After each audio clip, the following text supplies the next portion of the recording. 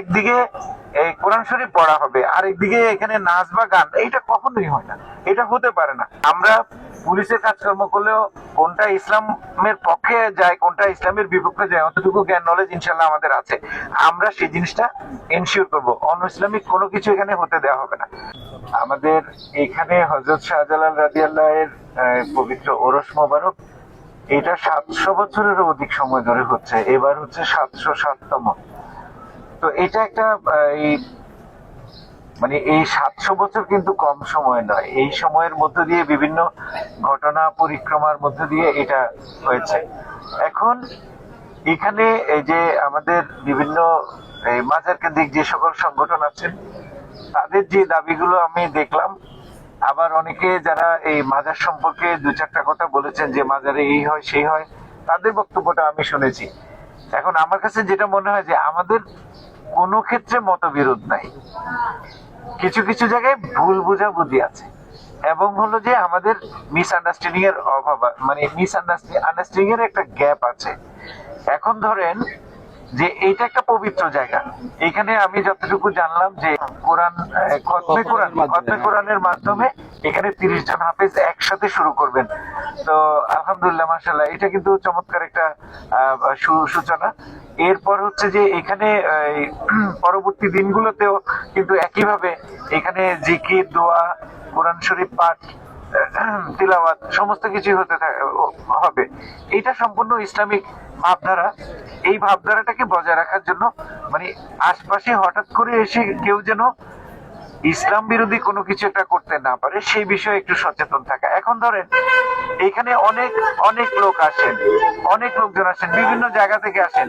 এখন একজন এরকম হতেই পারে পকেটে করে 1 পুরিয়া গাঁজা নিয়ে আসছেন, উনি হয়তো গঞ্জিকা সেবী। এখন সেটা তার ব্যক্তিগত চরিত্রের দোষ, এটা সংগঠনের দোষ না, এইটা হতে পারে।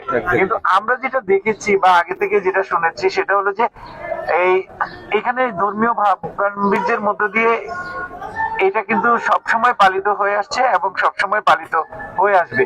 আমরা দু একটা সংগঠনের সাথে আগেও কথা বলেছি, তাদেরও দাবি এটা যে এখানে ধর্মীয় ভাব গাম্ভীর্যটা যেন নষ্ট না হয়, ধর্মীয় যে পরিবেশ আছে সেই পরিবেশটা যেন নষ্ট না হয়, এটা আমরা খেয়াল রাখবো।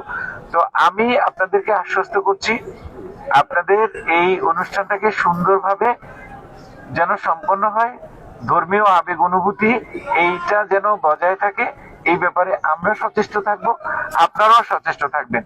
পাশাপাশি কয়েকটা বিষয় আপনাদেরকে একটু বলি, যে জায়গাগুলোতে আমাদের একটু পারস্পরিক মতবিরোধ আসতে পারে। ধরেন আপনারা যখন গিলাফ চড়াবেন, এটা হয়তো কোনো একটা জায়গা থেকে আসে, নায়রপুল থেকে আসে। নায়রপুল থেকে আপনারা এই যে এটা আগে থেকে যে ঐতিহ্য, আমরা হঠাৎ করে এই ঐতিহ্যটাকে বন্ধ করছি না, কিন্তু কিন্তু আমরা এটাকে একটু নিয়মের মধ্যে নিয়ে আসি। নায়রপুল থেকে যখন আসবে চিরাচরিত ঐতিহ্য, তারা ঢোল বাদ্য বাজিয়ে বাজাক, এটা কোনো সমস্যা নেই।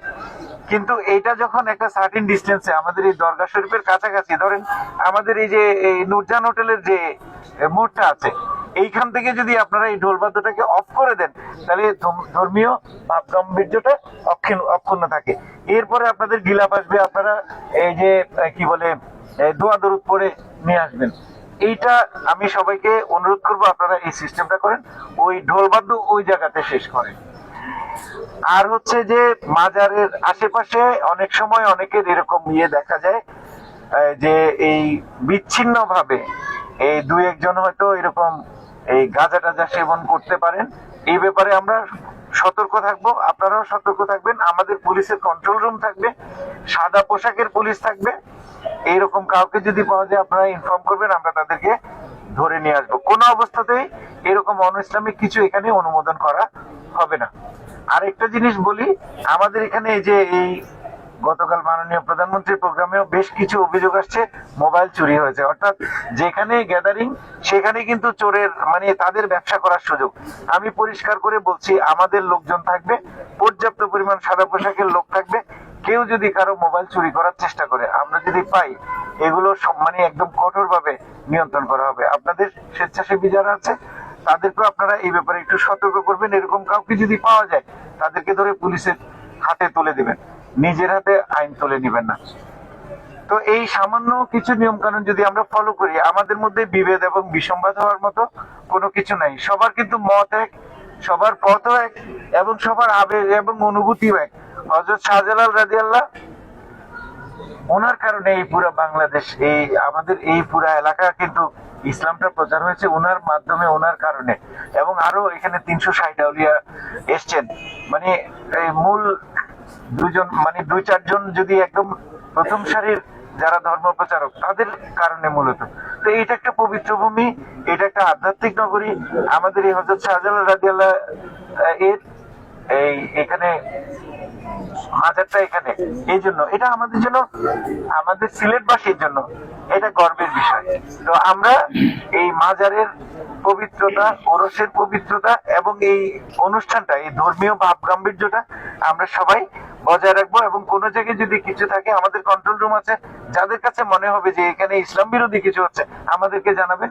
এবং সেগুলা আমরা পুলিশের কাজকর্ম করলেও কোনটা ইসলামের পক্ষে যায়, কোনটা ইসলামের বিপক্ষে যায়, অতটুকু জ্ঞান নলেজ ইনশাল্লাহ আমাদের আছে।